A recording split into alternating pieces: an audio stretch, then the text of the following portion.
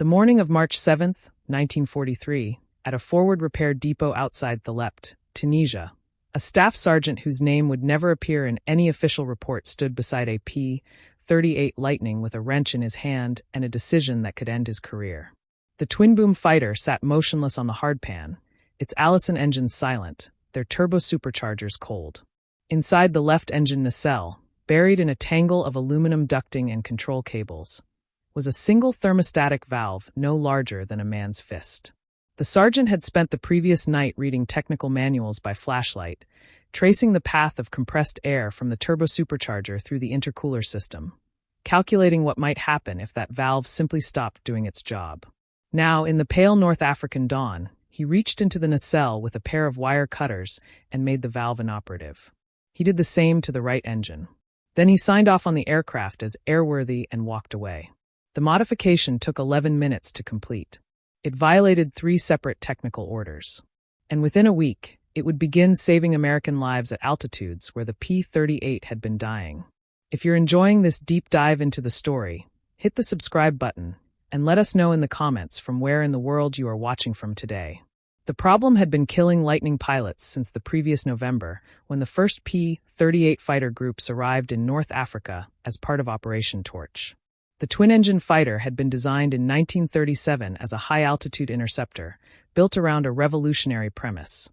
2 Allison V1710 engines, each equipped with an exhaust-driven turbosupercharger that would maintain sea-level power at altitudes where other fighters gasped for air. The intercooler system was supposed to cool the compressed air before it entered the engine, preventing detonation and allowing the Allison to produce its rated power. On paper, the P-38 should have dominated the sky above 20,000 feet.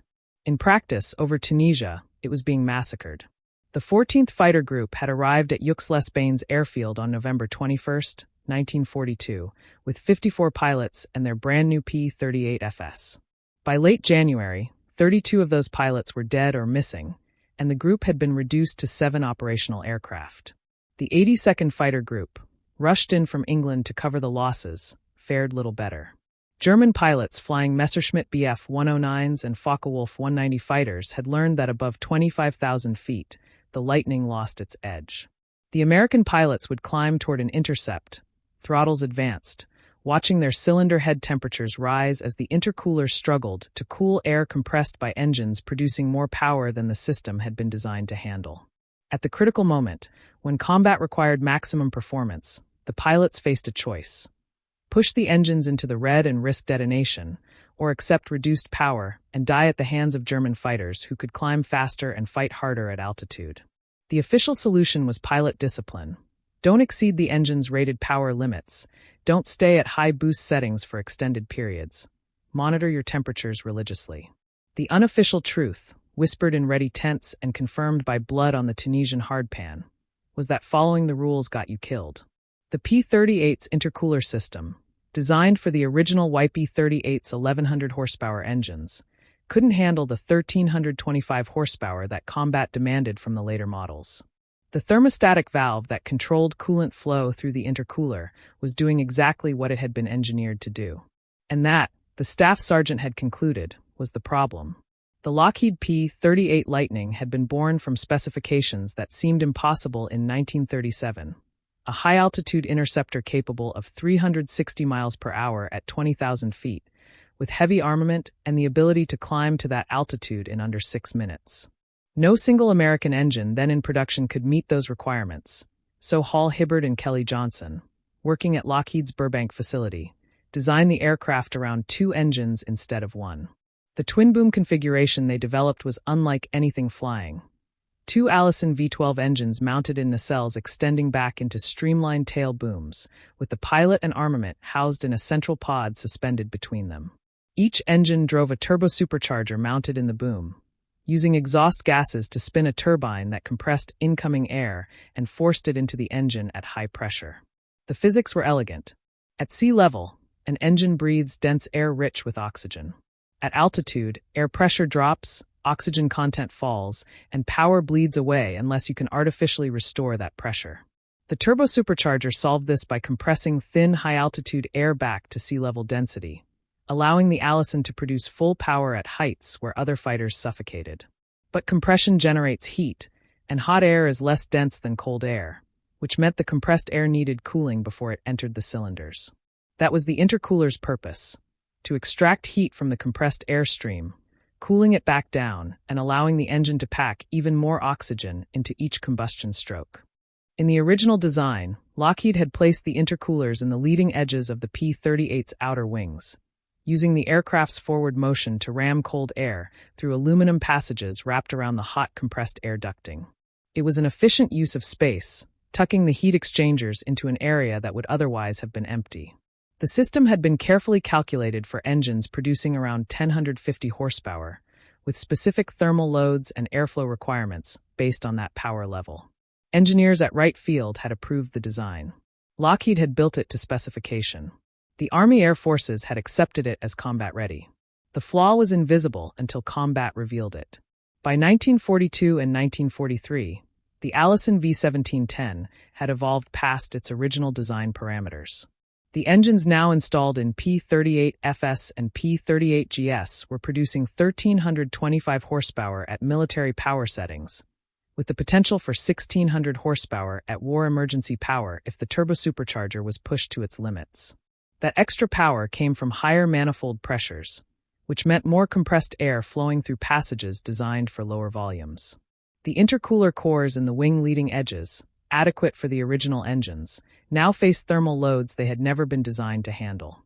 The thermostatic valve at the heart of the system had been installed with good intentions. It regulated coolant flow through the intercooler based on temperature, opening when the compressed air grew too hot, closing when it cooled sufficiently. In theory, this prevented overcooling at low power settings while ensuring adequate cooling when the engine worked hard. In practice, at high altitude and high power, the valve couldn't respond fast enough. By the time it opened fully, the compressed air entering the engine was already too hot.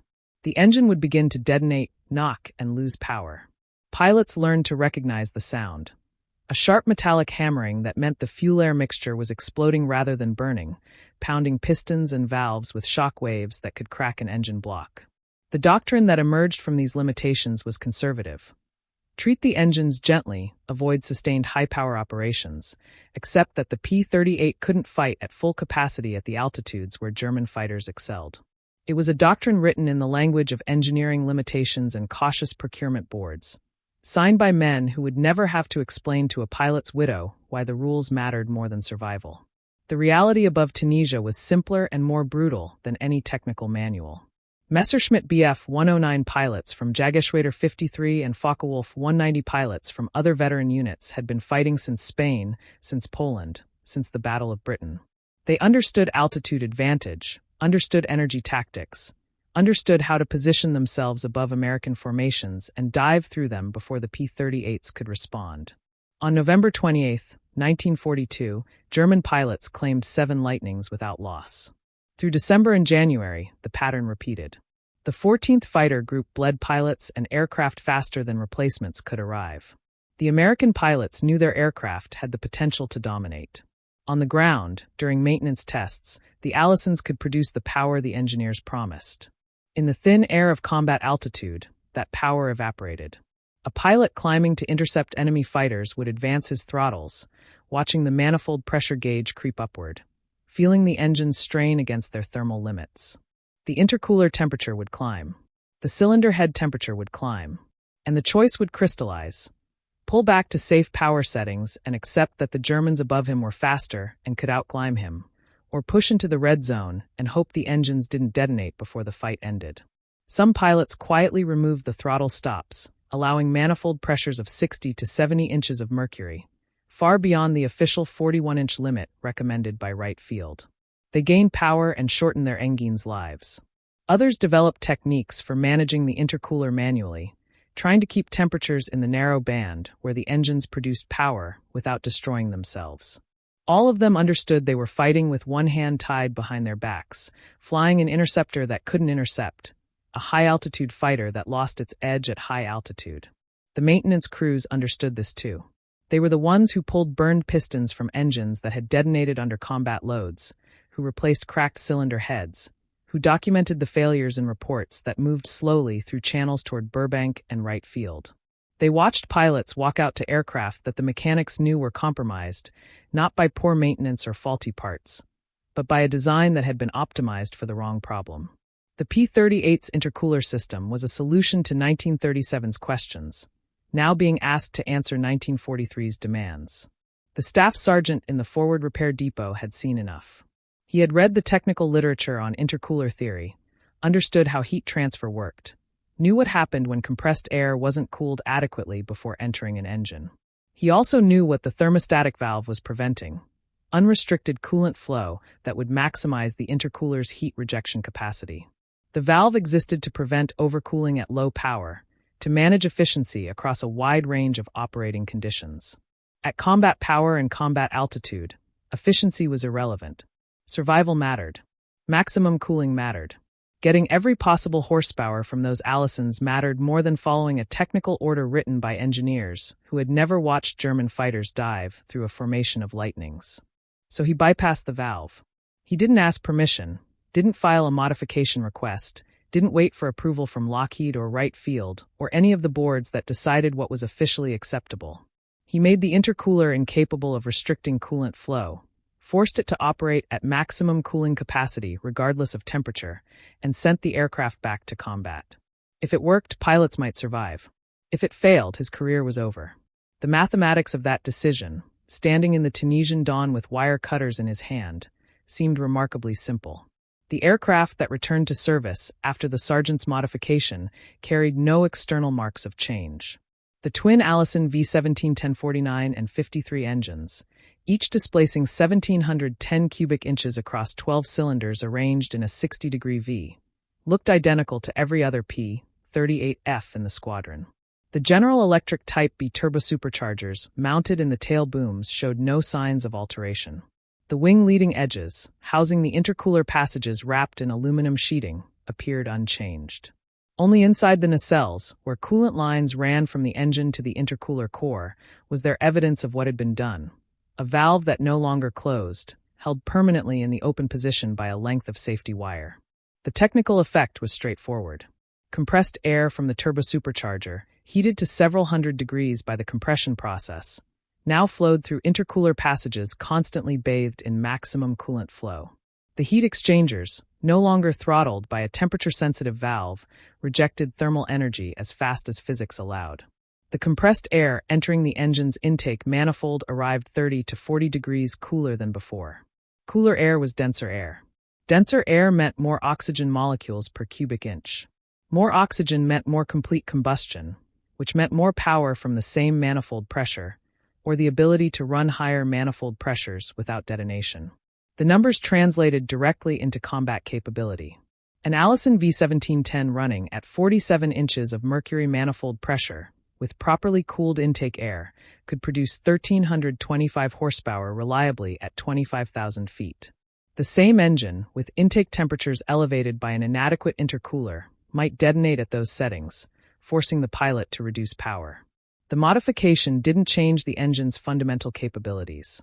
It simply allowed the power plant to operate at the limits it had been designed for, without the thermal bottleneck that had been strangling performance.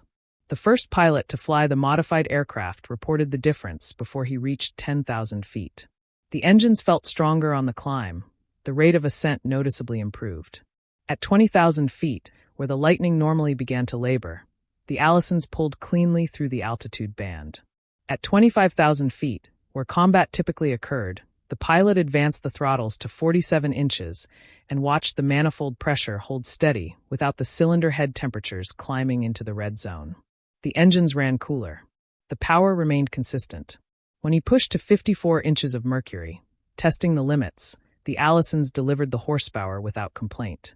The combat test came 3 days later during an escort mission over the Kasserine Pass. A formation of 8 P-38s, 4 with modified intercoolers and 4 without, climbed to meet a group of Messerschmitt Bf 109s positioned at 28,000 feet.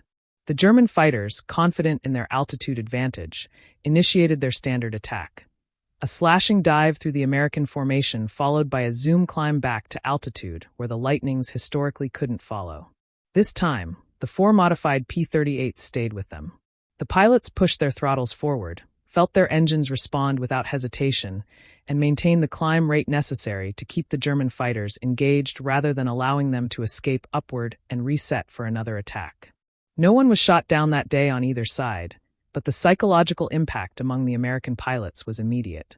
One of the flight leaders, after landing, walked directly to the maintenance tent and asked which aircraft had been modified. When told his had been one of the four, he requested the same modification be performed on every P-38 in the squadron. By the end of March, the staff sergeant was no longer working alone. Other maintenance crews, watching the results, began performing the same modification without authorization, passing the technique quietly between units. The modification spread through North African P-38 squadrons like a technical insurgency, moving faster than official channels could have authorized even if anyone had tried. Maintenance officers, faced with the choice between following technical orders and keeping their pilots alive, made the same calculation the staff sergeant had made. Within 6 weeks, nearly every operational Lightning in Tunisia had been modified. The improvement wasn't dramatic in the sense of transforming the P-38 into a completely different aircraft, but it was decisive in the margin where air combat was won or lost. The ability to fight at full power without the constant fear of engine failure. Pilots reported the change in language that reflected their relief. The engines no longer felt fragile at altitude. The constant temperature management that had dominated high-altitude operations, the careful balancing of power against thermal limits, relaxed into something closer to normal flying. If you find this story engaging, please take a moment to subscribe and enable notifications.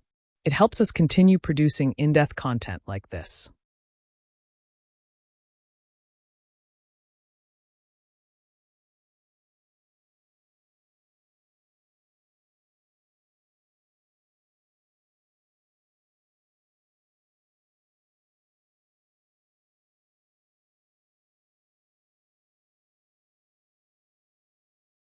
A Lightning could now climb aggressively to altitude, maintain combat power during engagements, and trust that the Allisons would deliver their rated performance without detonating. The modification didn't make the P-38 faster than a Messerschmitt or more maneuverable than a Focke-Wulf, but it restored the performance envelope that Lockheed's engineers had designed into the aircraft before thermal limitations had compromised it. The evidence accumulated in mission reports through April and May of 1943. The 14th Fighter Group, rebuilt after its devastating losses, returned to combat operations with modified aircraft. Loss rates declined. German pilots found that Lightnings no longer surrendered altitude advantage as readily. Johann Pichler, a Luftwaffe ace flying Bf-109s, later recalled that the P-38 in mid-1943 was noticeably faster in a climb than earlier encounters had suggested, though he attributed this to pilot training rather than mechanical changes. Herbert Kaiser, another German pilot, noted in his diary that engaging P-38s required more careful energy management than it had during the previous winter, when the American fighters seemed perpetually unable to maintain pursuit at altitude. The technical reality behind these observations was simple. The modified P-38s were producing approximately 100 to 150 additional horsepower at combat altitude compared to their unmodified predecessors, purely through improved intercooler efficiency. That translated to roughly 200 to 300 additional feet per minute in climb rate at 25,000 feet, and the ability to sustain high power settings during combat maneuvers without thermal degradation. The modification hadn't changed the laws of aerodynamics or the fundamental performance of the Allison engine, but it had removed an artificial limitation that had been crippling both. No official documentation recorded the staff sergeant's modification during its initial months of implementation. The change happened outside the formal technical order system, propagating through informal networks of maintenance personnel who shared information about what worked. Squadron engineering officers, aware of the modifications but uncertain how to report them through channels without admitting to unauthorized alterations, quietly documented improved engine reliability without explaining the cause. Group commanders, watching their loss rates improve and their pilots return from missions that previously would have been massacres, asked no uncomfortable questions about exactly how the maintenance crews had achieved such results. The modification remained technically illegal according to Army Air Forces regulations. It violated Lockheed's approved maintenance procedures. It bypassed the engineering review process that existed specifically to prevent unauthorized alterations to combat aircraft. And it saved lives at a rate that made those procedural violations seem irrelevant to everyone except the bureaucrats who would eventually have to decide how to respond. By May of 1943, when the North African campaign ended with Axis surrender in Tunisia, modified P-38s had become the informal standard across the theater. The official recognition of what had happened came not from the field, but from Burbank, where Lockheed engineers were already developing the solution that would eventually become standard. The P-38J, entering production in August of 1943, featured a completely redesigned intercooler system that moved the heat exchangers from the wing leading edges to new chin-mounted positions beneath the engines. These core-type intercoolers were substantially larger than the wing-mounted units, with greater heat rejection capacity and improved airflow characteristics. More importantly, they were designed from the beginning to handle the thermal loads generated by engines producing 1,600 horsepower at war emergency power, not the 1,100 horsepower that had constrained the original design.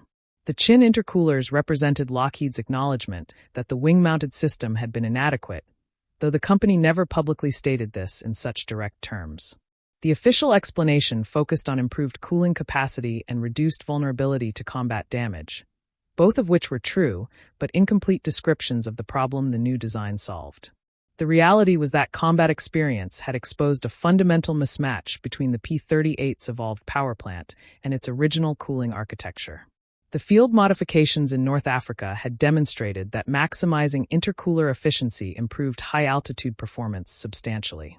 Lockheed's engineers, reading combat reports and consulting with Army Air Force's technical representatives, designed the P-38J's intercooler system to provide that maximum cooling capacity without requiring mechanics to bypass thermostatic controls.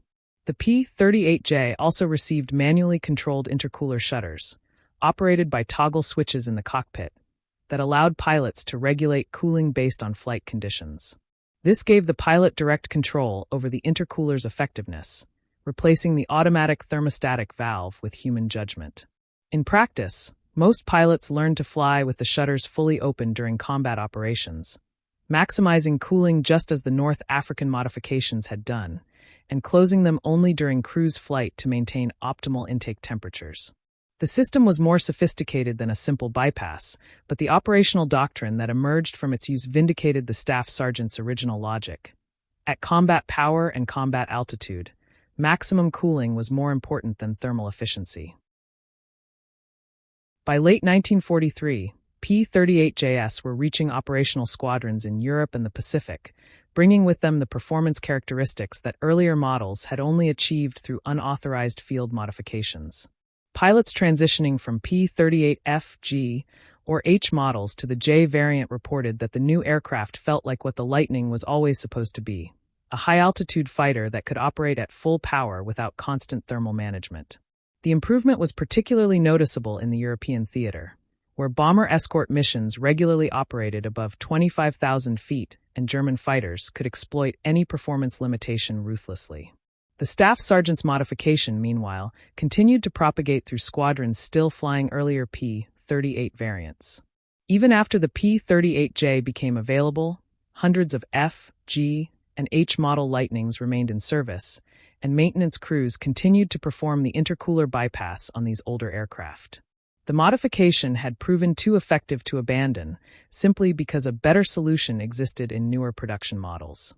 Some squadrons flew modified early model P-38s through the end of 1943 and into 1944, until enough J and L models became available to replace them entirely. The technical literature from this period makes no mention of the field modifications, but the mission reports tell the story indirectly. Loss rates for P-38 squadrons in North Africa improved markedly after March of 1943. Climb performance at altitude, documented in squadron operations logs, showed consistent improvement over the values reported during late 1942. German combat reports noted that American P-38s encountered during mid to late 1943 were more capable at altitude than earlier encounters had suggested. The identity of the staff sergeant who performed the first modification remains unknown. No official commendation exists in Army Air Force's records, no promotion recommendation, no after-action report crediting him by name. This absence is not surprising. The modification he performed was technically unauthorized, a violation of established maintenance procedures that could have resulted in court-martial if an aircraft had been lost and investigators traced the failure to his alteration.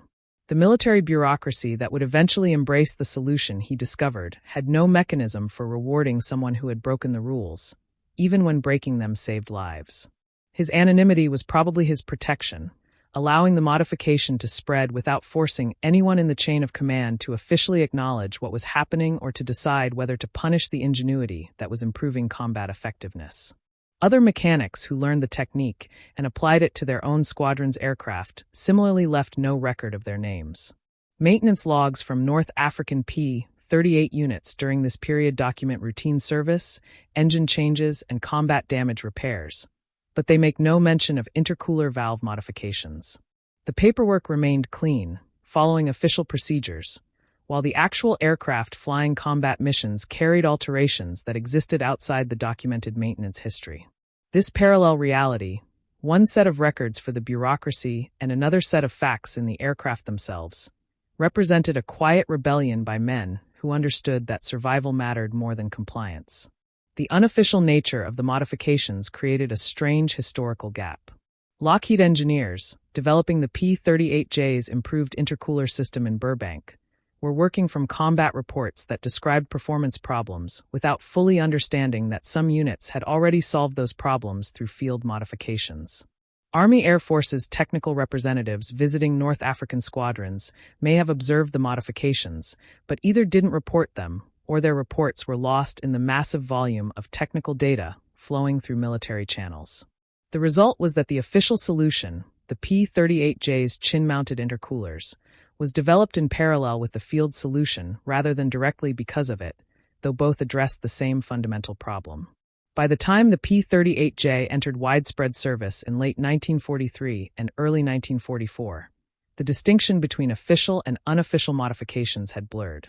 Maintenance crews servicing J-model aircraft routinely removed or bypassed the thermostatic controls in the new intercooler system when they found them restricting cooling capacity during combat operations.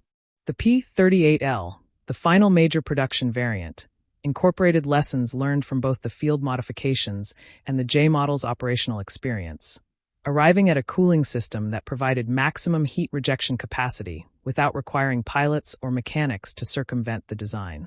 The evolution represented a convergence between engineering intention and combat necessity, but it had taken nearly 2 years of war to close that gap. The cost of that delay could be measured in aircraft lost and pilots killed during the period when P-38s fought with compromised performance. The 14th Fighter Group's 32 pilots lost between November 1942 and late January 1943 represented part of that cost. The 82nd Fighter Group's losses during the same period added to it. How many of those men died specifically because their intercoolers couldn't adequately cool compressed air at combat altitude cannot be determined from surviving records, but the improvement in survival rates after March 1943 suggests the number was not trivial. The staff sergeant's modification arrived too late for them, performed months after the problem had already killed dozens of American pilots in North African skies. The broader implication extended beyond the P-38 program. The incident demonstrated a fundamental tension in military aviation. The gap between engineering design and combat reality, and the question of who had authority to close that gap when lives were at stake. The P-38 Lightning went on to become one of the most successful American fighters of the Second World War, but its success came despite, rather than because of, its early technical limitations. The aircraft served in every theater where American forces fought, from the Aleutians to North Africa to the Pacific to Europe. It was the mount of America's top 2 aces, Richard Bong with 40 victories and Thomas Maguire with 38. Both flying in the Pacific Theater, where the Lightning's range and twin-engine reliability proved decisive advantages. The P-38's long reach made possible the interception and killing of Admiral Isoroku Yamamoto on April 18, 1943, a mission that required flying 700 kilometers at wave-top height to avoid detection. More than 10,000 Lightnings were built across 18 distinct models, and the aircraft flew over 130,000 combat missions before the war ended.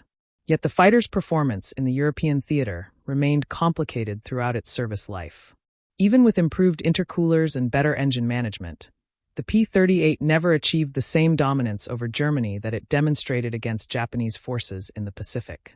German pilots, particularly those flying the latest Messerschmitt and Focke-Wulf variants, found the Lightning's size and relatively slow roll rate made it vulnerable in turning combat. By September 1944, most P-38 groups in the 8th Air Force had converted to P-51 Mustangs, which proved better suited to the high-altitude escort role over continental Europe. The Lightning continued to serve with distinction in other theaters and other missions, but the aircraft that had been designed as a high-altitude interceptor found its greatest success in the Pacific, where different tactical requirements played to its strengths rather than its limitations. The technical evolution of the P-38 continued throughout the war. The P-38L, the most produced variant with over 4,000 built, featured the uprated V-17-10-112 and 113 engines that finally addressed the high-altitude reliability problems that had plagued European operations. These engines, combined with improved cockpit heating and properly designed intercooler systems, represented the culmination of 3 years of combat-driven refinement. The P-38L was the Lightning that the original specification had called for in 1937, but it arrived in operational squadrons 7 years later and too late to serve as the primary escort fighter in Europe.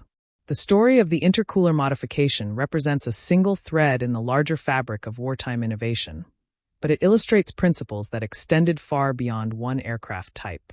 Throughout the Second World War, the gap between engineering intention and combat necessity forced constant adaptation. Weapons and vehicles designed in peacetime, optimized for specifications written by committees, met reality in combat and required modification. Sometimes those modifications came through official channels, with engineering teams analyzing problems and developing solutions that were tested, approved, and incorporated into production.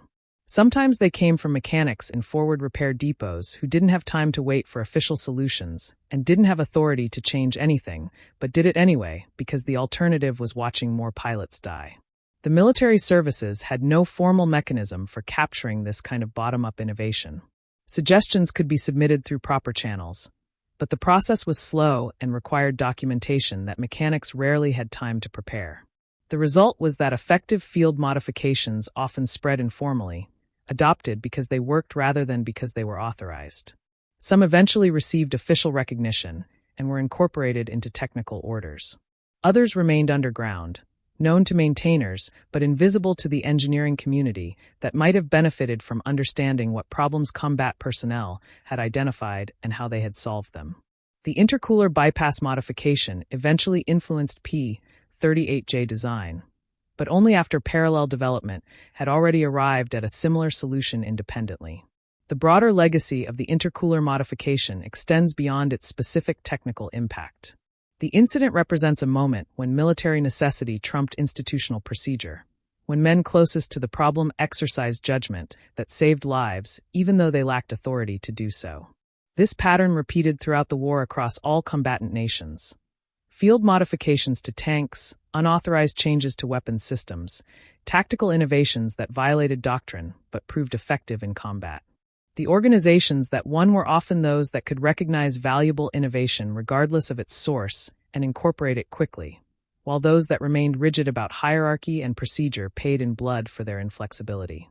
The American military's response to field innovations like the P-38 intercooler modification was inconsistent. Some unauthorized changes were eventually embraced and formalized. Others were suppressed or ignored even when they demonstrated clear benefits. The culture varied by service, by theater, and by individual commanders. In general, the further from combat headquarters sat, the more concerned they were with proper procedure. The closer to the front line, the more tolerance existed for pragmatic solutions that weren't in the manual. This created a permanent tension between those who fought wars and those who administered them, a tension that persisted beyond 1945 and continues in military organizations today. The staff sergeant in Tunisia, who cut those wires, represented thousands of technical personnel whose contributions to victory remained unrecorded. Mechanics who kept aircraft flying with improvised parts. Ordnance technicians who modified weapons to work better in specific conditions. communications specialists who developed better procedures for coordinating complex operations. Their innovations happened at the tactical level, driven by immediate need rather than strategic planning, implemented without permission because waiting for permission meant more casualties. The institutional military had no good way to acknowledge these contributions without also acknowledging that official procedures had been inadequate, that approved designs had been flawed, that the system had required circumvention to function effectively. The P-38 that the staff sergeant modified in March of 1943 returned to combat, flew its missions, and eventually was either lost in action, crashed, worn out and scrapped, or survived to war's end and was melted down during post-war demobilization. No record identifies that specific aircraft. No museum preserves it with a plaque explaining its significance. The modification it carried became standard practice, then became obsolete when better solutions were incorporated into newer aircraft models, and finally became a footnote in technical histories that most people never read. The 11 minutes the sergeant spent with wire cutters in an engine nacelle changed tactical reality for P-38 squadrons fighting in North Africa, influenced the design of later Lightning variants, and saved an unknown number of American lives at altitudes where inadequate intercooler cooling had previously been a death sentence. His anonymity is fitting. The modification wasn't about individual glory or recognition. It was about solving a problem that was killing pilots, using the tools and knowledge available at that moment, accepting the career risk that came with breaking regulations, and trusting that the solution would prove itself in combat. The modification spread not because of his authority, but because it worked, and because other mechanics recognized a good idea when they saw one and were willing to take the same risk. That pattern of technical courage, of competence exercised without permission, of judgment that prioritized mission success over procedural compliance, represents something essential about how complex organizations survive in environments where the cost of rigid adherence to rules is measured in lives. The mathematics of the staff sergeant's decision, viewed from 8 decades distance, reveals something profound about how wars are actually won versus how institutions believe they should be won. His modification improved P-38 climb rate by approximately 200 to 300 feet per minute at combat altitude, a figure that seems modest until translated into tactical reality. In air combat at 25,000 feet, where oxygen is thin and every advantage compounds, 300 additional feet per minute meant arriving at an intercept position 30 seconds earlier, or maintaining pursuit when an enemy fighter attempted to climb away, or reaching altitude with enough energy reserve to engage rather than merely survive. Those margins, measured in seconds and hundreds of feet, determined who lived and who died. The cost of not having that advantage was equally quantifiable. The 14th Fighter Group's loss of 32 pilots between November 1942 and late January 1943 represented not just individual tragedies, but a catastrophic degradation of combat capability. Each pilot lost carried with him months of training, accumulated combat experience, and tactical knowledge that couldn't be quickly replaced. The group's reduction to 7 operational aircraft by late January meant an entire fighter group had been effectively destroyed not by enemy action alone, but by the combination of combat attrition and mechanical limitations that prevented the aircraft from fighting at full effectiveness. How many of those pilots might have survived if their intercoolers had been adequately cooling compressed air remains unknowable. But the improvement in survival rates after the modification suggests the number was significant. The institutional cost was different, but equally real. The Army Air Forces had invested enormous resources in developing, producing, and deploying the P-38 Lightning as a high-altitude interceptor. When that aircraft proved unable to operate reliably at the altitudes and power settings combat required, the investment was compromised. Official channels existed for identifying problems, developing solutions, and implementing fixes. But those channels operated on timescales measured in months or years, while pilots died in timescales measured in days. The staff sergeant's modification represented a market correction in the economics of survival, bypassing the official system because the official system was too slow to prevent catastrophic losses. This pattern of field innovation preceding official recognition repeated throughout the war across all types of military equipment. Tank crews welded additional armor to their vehicles before Army Ordnance departments approved the practice. Infantry units modified their weapons for better performance in specific conditions. Artillery crews developed firing techniques that violated official doctrine but proved more effective in combat. The common thread was proximity to combat. Those closest to the fighting understood the problems most acutely and had the strongest motivation to solve them regardless of authorization. The institutional military eventually incorporated many of these innovations, but usually after significant delay and often without acknowledging that the ideas had come from the bottom up rather than the top down. The Second World War killed approximately 70 million people globally and consumed industrial production on a scale never before seen in human history. Within that vast machinery of destruction, individual decisions like the staff sergeant's modification seem almost invisible, too small to matter in the grand sweep of strategic campaigns and major battles. Yet wars are won or lost through the accumulation of exactly such small decisions, made by people whose names history rarely records, in moments where the choice is between following rules and accomplishing the mission. The staff sergeant standing in the Tunisian dawn with wire cutters in his hand understood something that bureaucracies consistently fail to grasp. That in war, the cost of being right through proper procedure can exceed the cost of being wrong through immediate action, and that sometimes the most important victories happen in maintenance tents rather than in the sky. Thank you for watching. For more detailed historical breakdowns, check out the other videos on your screen now, and don't forget to subscribe.